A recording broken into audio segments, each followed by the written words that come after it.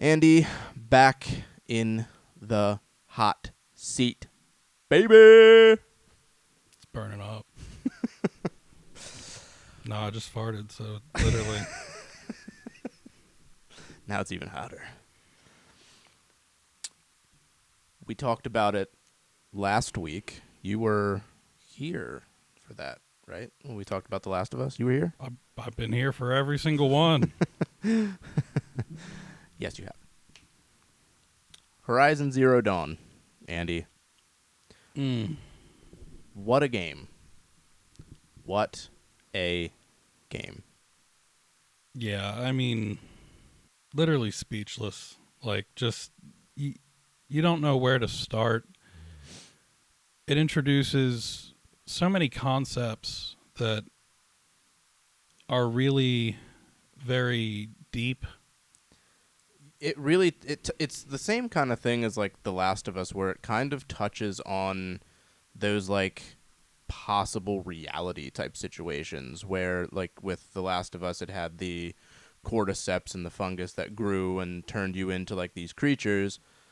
With Horizon Zero Dawn, not a fungus, but it's technology that's, basically humanity has fallen, like a current humanity has fallen, and now like the new humanity is kind of like a tribal yet tech-based civilization.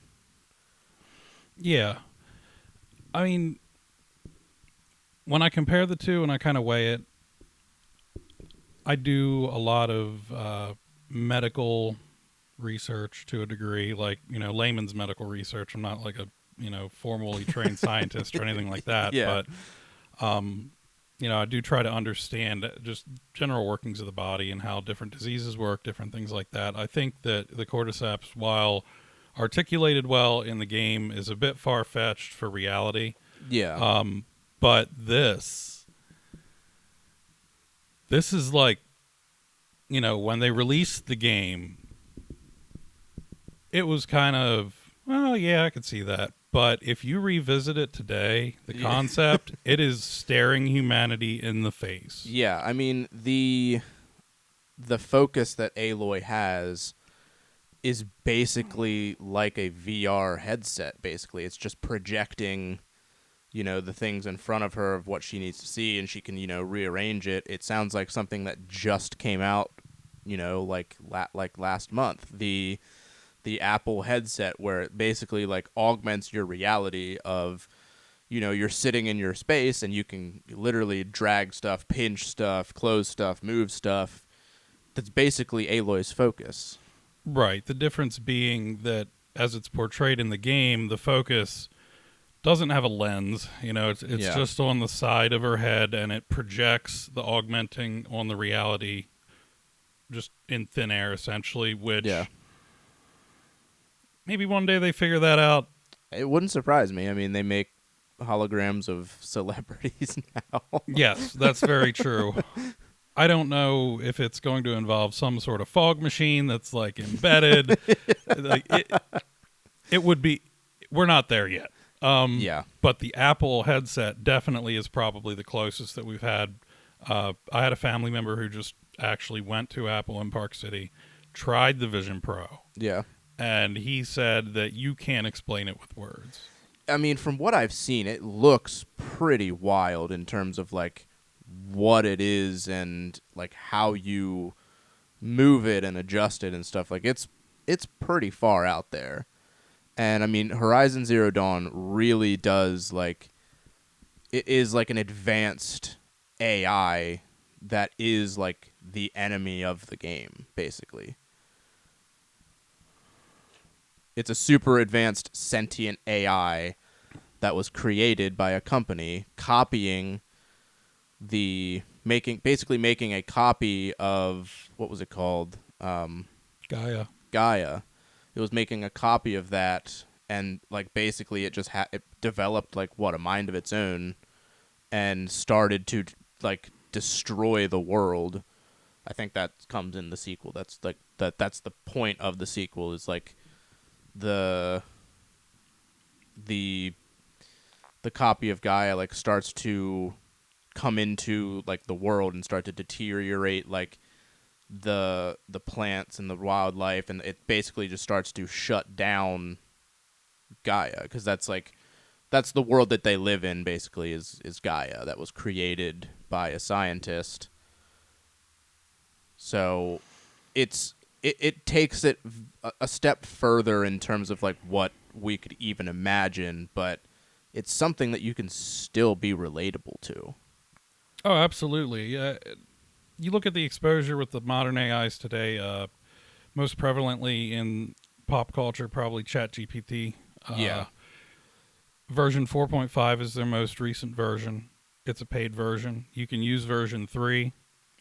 I think version 3 is a bit of an idiot.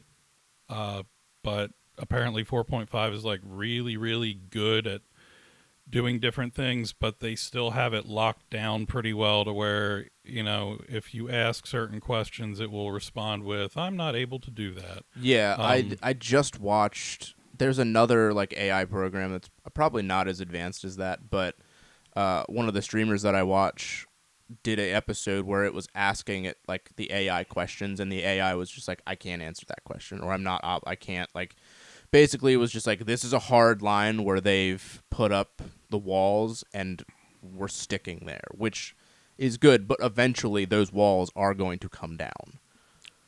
And I think that lends itself to the big problem. Those walls aren't mandated. They aren't controlled.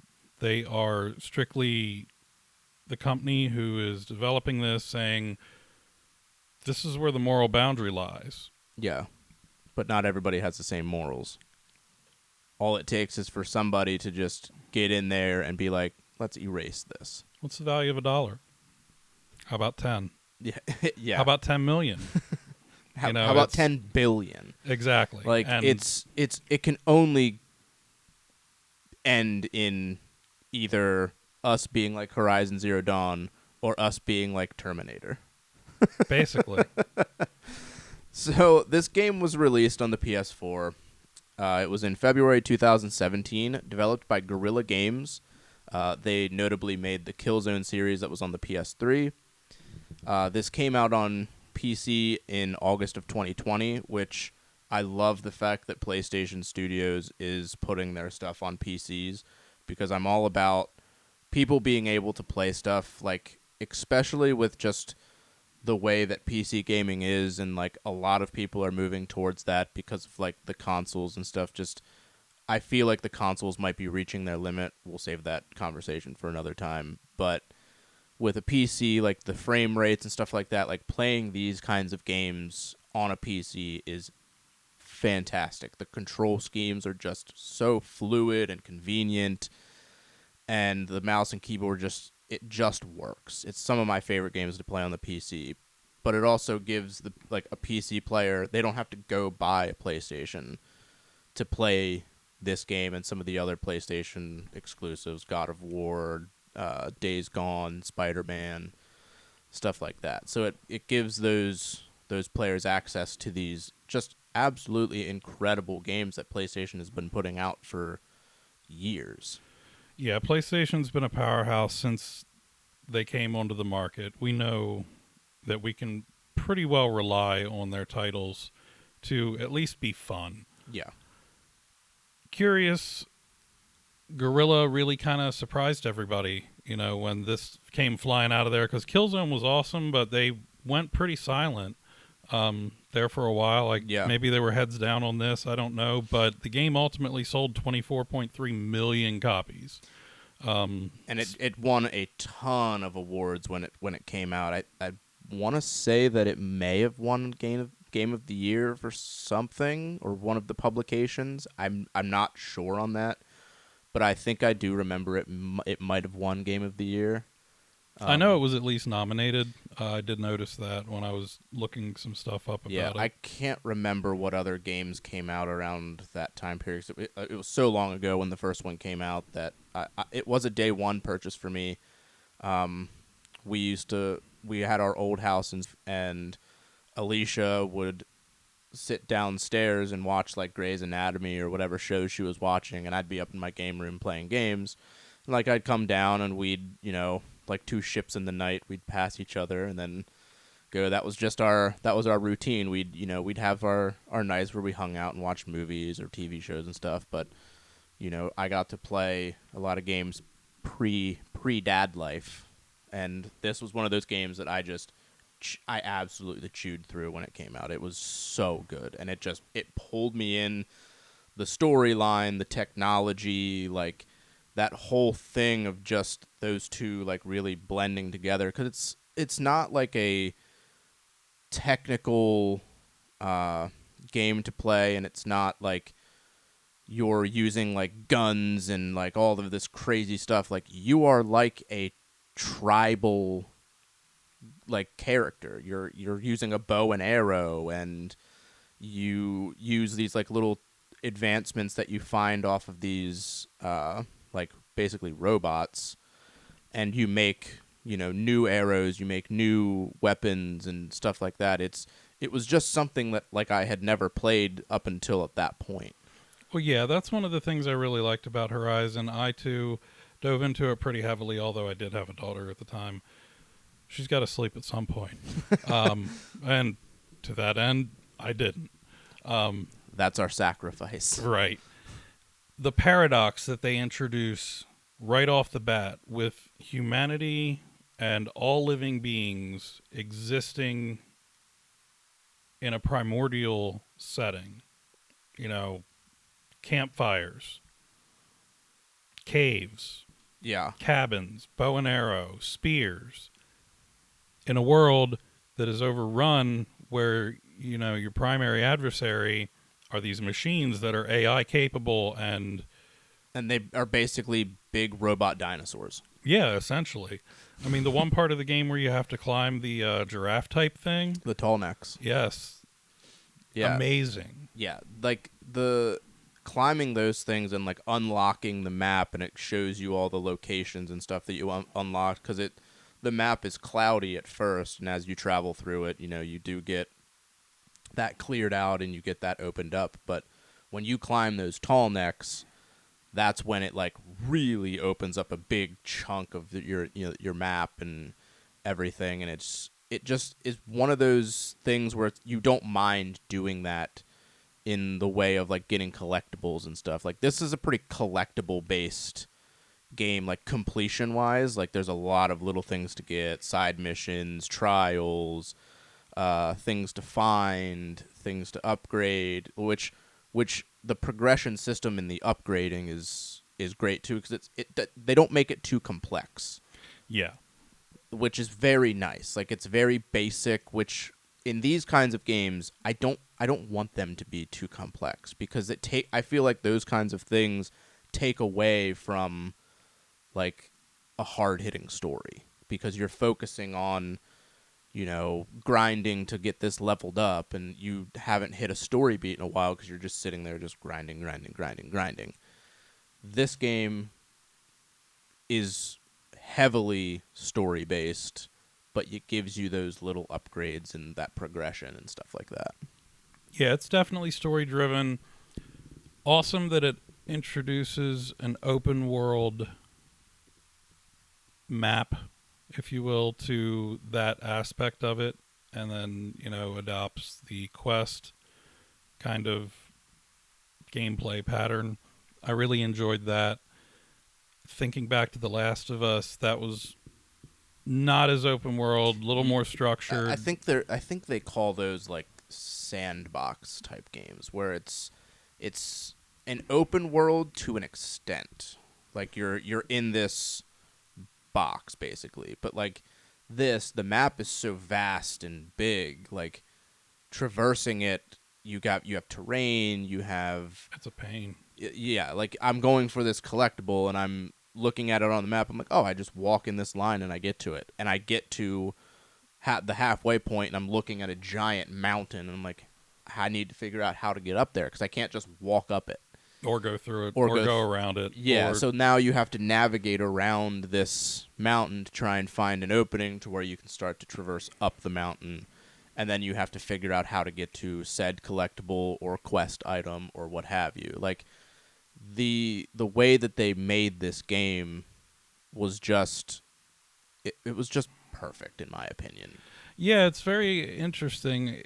I didn't intend to touch on this until later on, but Metacritic 89 out of 100. That's For a new I don't think it does it justice. No, I think it deserves at least a 93 to 94. Yeah. Because I mean, the storyline wasn't like it didn't take too terribly long to beat. It is on the longer side. I think it took me probably like maybe 40 hours to beat it, like 60 to 70 hours to like get everything. Right. Which is a little on the long side for what I like to play. Just I'm a trophy guy, I'm an achievement guy. I like getting the stuff. I like completing a game, the feeling that you get. But taking not to 60 stop you 60 real to quick. 70 hours. Be honest. You like sharing your achievements on Instagram. I do. Well, I did, but once we started this, that became A moot point. yeah. So, I mean, yeah, We're going to start a GoFundMe for his mental health care. Go on. But yeah, like 60 to 70 hours to like complete it and like do all the stuff. I mean, regardless if it's getting the best armor or this or that, like that's a good chunk of time to put into something like this, especially for a parent, like a dad. I don't have all the time in the world to play games. No. I tried playing the sequel recently, and I think I got 2 hours in, and I was like, this is too much. I'm never going to get to the end. Let me just Wikipedia it. I felt the same way because I dove into it. I got it when I got my PS5, and I just picked it up maybe a couple of months ago, and I started like slowly playing it. I think I got like 10 hours in, and I'm like, that game takes like 60 to 70 hours to beat the story. Right. That's not even including the completion stuff. So it's like, I look at that, and then I look at all the games in my backlog. I'm like, do I really want to sink all that time into that? Or do I want to like play a game where I can actually get to the end point and have a good story, or just have a good time with the time that I have? So that's where I struggle with these types of games. I love them. I would love to beat this game. I would love to have the time to beat this game, but I just don't. Well, and the thing is, the first game, without giving away any spoilers right now, the way the story progresses, it does set itself up for a second game. Mm-hmm. It's like, hey, we need this second game. You turn around and go to the second game, and suddenly they seem to have felt that they didn't do enough in the first one. So they expand the gameplay, they expand the story, the map, and it's almost too much. The map is huge. As soon as I looked at that map, like as a whole, I was like, there is no way that I'm like, that is so crazy to look at, because it's like double the size of the Zero Dawn map, if not more. And there's just more things to do, and it does get a little more. I think based on, it's been a while since I've played like Zero Dawn, and it's definitely was a long time before Forbidden West came out. But I think they did make like the items and stuff, like upgrading and stuff. I think they did make it a little more complex, if I can remember correctly. Because when I got into Forbidden West and I was getting the armors and the weapons and stuff, like I was like I don't know if I like this. Well, if I remember correctly, the premise for calling it Forbidden West is that the map actually, in some semblance, is almost a re-embodiment of the western half of the United States, with like Utah representing certain portions in California, and just articulating that. Or am I dreaming that up? I don't know. Well, I know the Forbidden West, like they basically have opposing tribes, and they have like these lines where you don't cross. And Right. the Forbidden West is an area that you do not go to, no matter like who you are. And Aloy has to travel there because she has to save humanity. Like she has to save Gaia, and basically, from what I got into it, I think she has to rebuild it because the corrupt version of Gaia is like basically like destroying the world, and it's going to basically just eat itself. Because you can see the red like plants and stuff, and you Right. take damage when you walk through it, and then you get the corrupted like dinosaurs where they are like stronger and stuff like that. It's a very weird portrayal for them to introduce the thought of corruption on, an AI terraforming machine to manifest itself in the sense of like this glowing red disease almost amongst organic material. Yeah. It almost like introduced the idea of reality as a simulation.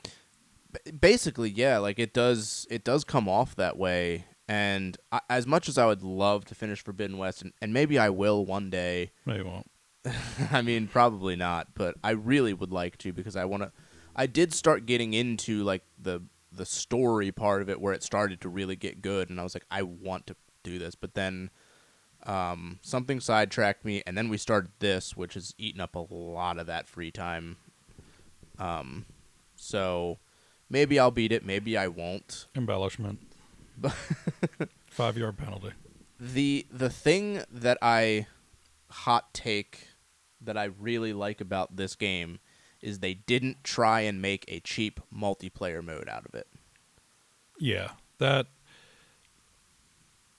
there was no angle to do anything multiplayer with this. No, but if there's some, like, that's a big thing for people, especially now, is like they force multiplayer into their game, and it's always garbage. It's always terrible. And it does tank the game in reviews, and it tanks it in like people wanting to go out and play it. Stop, rewind. What if instead of a player versus player multiplayer in Horizon Zero Dawn, you build a mode where it's PvE and you can create a tribe of people, and then you play together against the machines and everything like that. Now that would be cool. That would be pretty sweet. But I think if they did that, they should make it into their own game, like its own separate game, not attach it to any existing one, but like make it as its own game, and where you can like, you're under this tribe of people that are under Aloy, basically. Like Aloy is like the almighty god of the tribe, and like there's these 4 or 5 characters underneath of her that you play as people, and then you can build those characters up and stuff like that. Like that would be pretty cool, like PvE, because that kind of stuff is pretty cool. Like the Division and stuff like that. Those games were sweet because it could be PvP, because like when you would go into the Dark Zone, you could kill other players and get equipment that you could only get in the Dark Zone, and then you had to extract it, which was tough in and of itself, because all the people in the Dark Zone would get alerted when you would extract your stuff, so you'd have to hold them off while you extract your stuff. So something like that in the Horizon world would be pretty cool. That I could get on board with, but like a PvP, like only just like deathmatch and stuff like that. No. Like, who wants to deathmatch with bows? Well, I think that'd be pretty cool. I've passed my multiplayer. We'll save the multiplayer discussion for something that you'll find out at the end of this video. Ghost Recon Wildlands. Dude, my brother-in-law loves those games.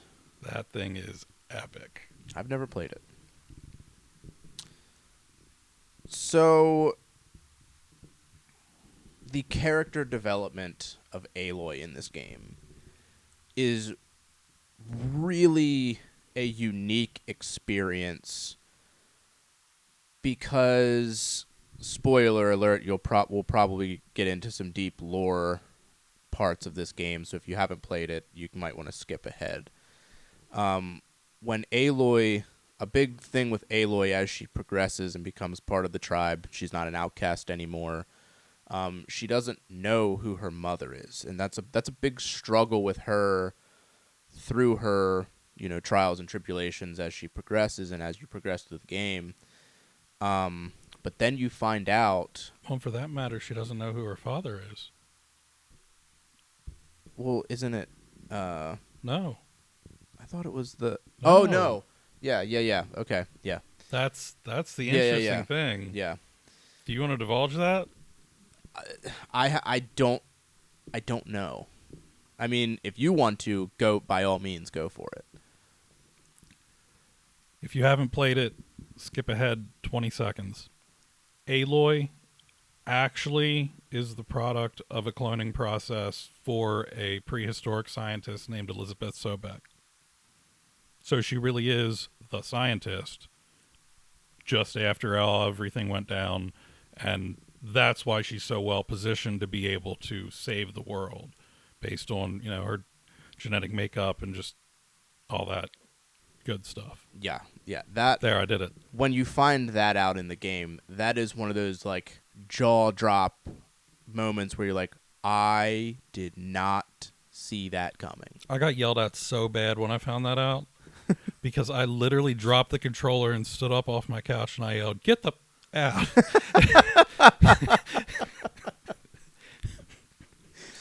Yeah, that was a big. I remember sitting up playing that, and like that, you find that out, and I was like, "Whoa!" Like that was the moment that like I was already pulled into the game, but when you find that out, that was like I was like, I'm all in on this game. This is so good. Well, and here's the thing: like you see all of these machines that are AI, and so much is going on with AI, and it's terraforming the Earth, and it took down the Earth, and the machines turned, and this, that, and the other, and nobody ever thought, what about cloning? Like, they distract you from that concept so well when you think of futuristic things. Like, I think of the future. I think of Dolly the sheep, which was a horrible idea. But, it happened. And, but, like, cloning, AI, flying cars. Yeah. Elon Musk finally stepping down from Tesla. They do a really good job of, like, leading you in the direction, but not giving it to you until they're ready to give it to you. And when they give it to you, they're shoving it down your throat. They're just like, you want this carrot? You want this carrot? Take the carrot.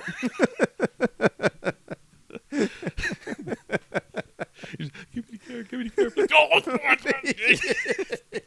take the carrot away. This is a really good carrot. I'm glad I got here. I love carrot cake, man.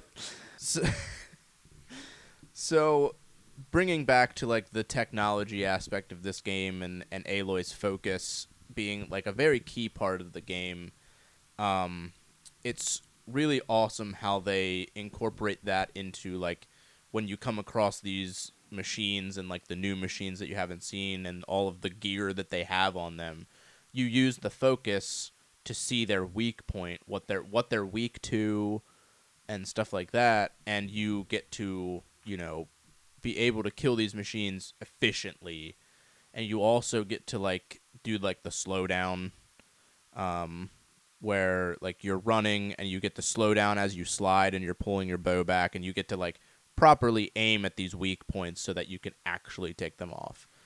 Yeah, so I enjoyed that. I particularly really like it when they bring a consideration of reality into games like this. So like things like identifying weak points on the machines. Mm-hmm. That's something you could theoretically build into augmented reality. If you had a database of the machines and you knew where their weak points were, and then you used some sort of optical rendering to capture the model of the machine based on, a camera on the device or something like that, and then articulated those weak points onto the display, theoretically viable. Yeah. It also presented the ability to see their path. Yes. Which was very curious to me. That kind of I appreciated it because it was helpful playing the game. I didn't see it as really like, oh well, that could really happen, because that suddenly becomes like an interface. Well, And it only revealed the path of certain ones. It was the Watchers and the like the grazing ones, I think. Yes. Was the like those were like the only paths that you could really see. And I mean, for the Watchers, like their purpose is pretty much just like a lookout. Yeah, they're just sentries. Yeah. Um, I'm not even going to touch the whole time thing because obviously we can't bend time. But Yeah. Yeah, but like then they built the stealth aspect into it as to like they didn't go overboard and they didn't make it like a thing that you really needed to do to progress. Like you didn't have to be stealthy, but you benefited from being stealthy. yeah, the developers of this game definitely grew up playing Metal Gear Solid and really hated the parts where you just could not make a noise. Yeah. It to what you just said, there were definitely parts of the game where it was super beneficial to hide in the weeds, to kind of crouch and sneak around just to not alert the machines, because as soon as you did something that, let them onto your location, it was literally a horde. Yeah. Like, you would have 15, 20 of these things coming at you, and they just seemed a never-ending spawn. And Yeah, I like the nice balance. It really lent itself to if you wanted to go that way, you could. If you didn't want to go that way, you didn't have to, which giving the player the option just adds another layer on top of that. Well, and as somebody who prefers to play the game without the bow and run up to everything and beat the crap out of it.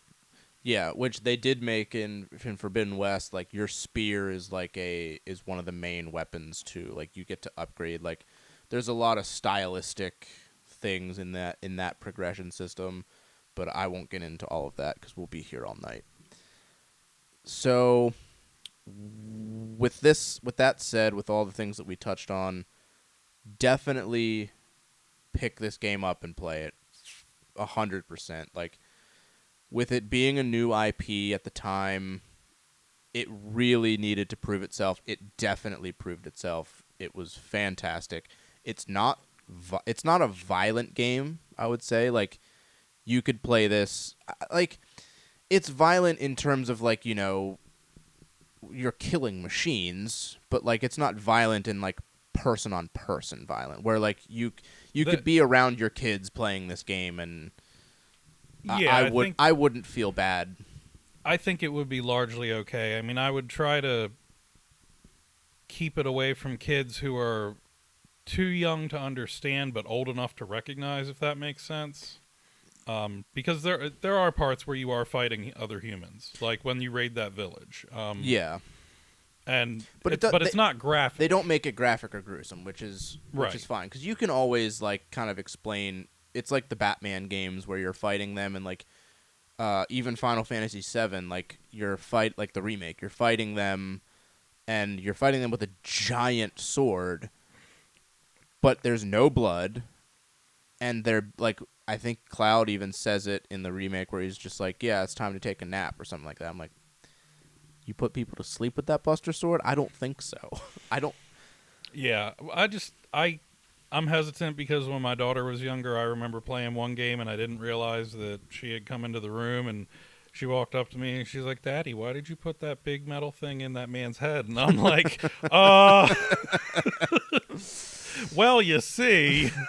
Yeah, my daughter's pretty good with playing games and stuff like that, and I can usually explain myself. But I don't play like super graphic games around. I don't usually play games around her unless we're playing Mario together or she's playing Animal Crossing or whatnot. But definitely pick this up. Definitely play it. Definitely put time aside to like really play the story and understand it, because there is a deep lore to this game that you can take deep dives into, and it's fantastic. I've watched a couple of videos over the years of like the deep dive into the lore and like refreshing myself and stuff like that, and it's just something that I don't think you want to miss out on. It's at least the first one, maybe the second one you could miss out on, but if you have the time to play the second one, I would say play the second one too. Just because finding out the story and, stuff like that, it's good.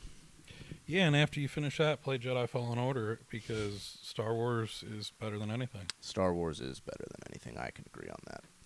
So Who wrote this, John? instead of a new episode tease, we're actually going to change things up a bit, Andy. We are going to move ourselves from here, and we're going to move ourselves over into the game room, over by the what I call the retro corner or the gaming corner. Bro, this whole thing's a game room. It's one room. Well, we have it half and half, kind of. I've started to move over, but We need to paint that pole. we've been saying that since we did this basement. Yeah, it doesn't have anything to do with that. What? We're gonna change the format a bit to we're gonna move. We're not gonna forget about covering games as a whole, but we are going to do it in more of like a discussion podcast topic based thing. We're gonna probably push out some clips from that leading up to the release of the full episode, stuff like that. If you have any topics that you want us to talk about, if you have any things you want us to touch on or discuss, we're also going to touch on movies and music as well, because me and Andy are big into music. If you didn't hear from the Guitar Hero episode, we are big into music, so that's a big part of our lives. And everybody loves movies, especially ones from the 90s and 2000s. But we're going to touch on those things. We're going to have a new look and setup over there. And give us a follow. Subscribe. Instagram. It's in the YouTube description now, so you can I did the thing. So you Finally, yeah. So you can just click on there and lead on over. Watch our previous episodes. Watch some of the shorts. Do what you want to do. come hang out in his backyard while we do episodes. Yeah, come hang out in the backyard. Grab a beer. There are foxes back there. There are foxes in our neighborhood, believe it or not. Foxy Fox, man. Till next time. We're Dad's Game Room.